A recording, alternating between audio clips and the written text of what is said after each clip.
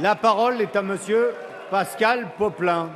S'il vous plaît, on a changé de question, c'était. Merci, Monsieur le Président. Ma question s'adresse à Madame la ministre des Affaires sociales, de la Santé et des droits des femmes. La semaine dernière, quelques jours après l'instauration des droits rechargeables à l'assurance chômage, notre majorité vient de concrétiser un nouveau droit majeur pour les salariés.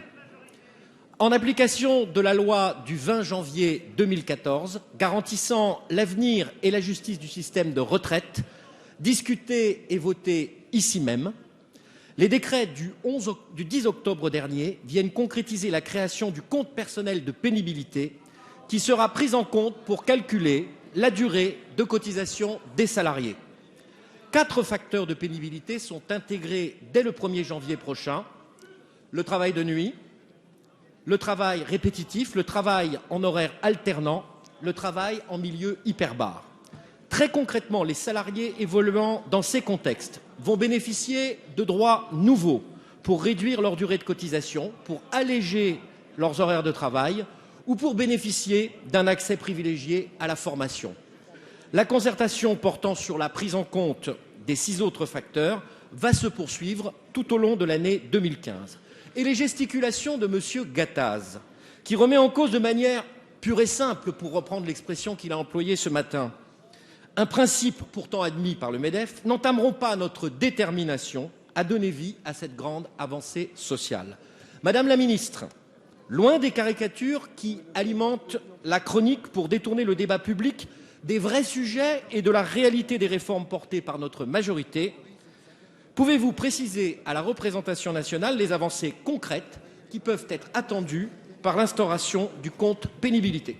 Merci. La parole est à madame Marisol Touraine, ministre des Affaires sociales, de la Santé et des droits des femmes.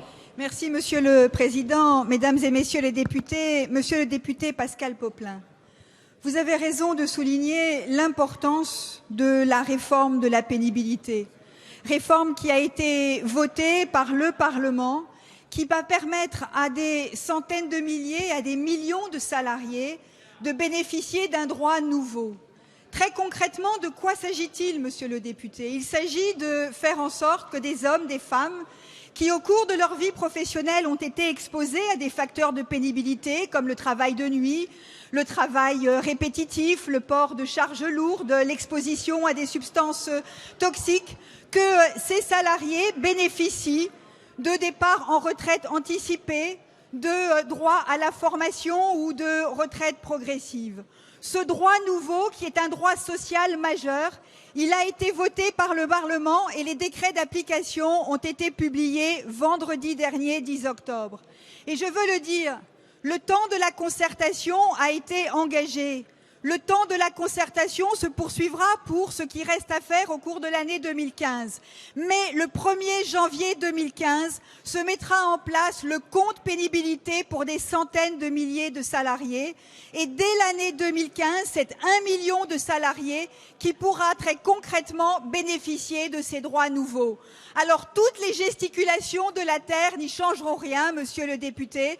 Et je regrette que du côté du patronat, on en soit encore à rechercher la surenchère, alors que désormais c'est le temps de la mise en œuvre qu'ils imposent. C'est un droit social majeur qui se met en place et c'est à ce droit social majeur que nous devons consacrer nos efforts et notre énergie, monsieur le député.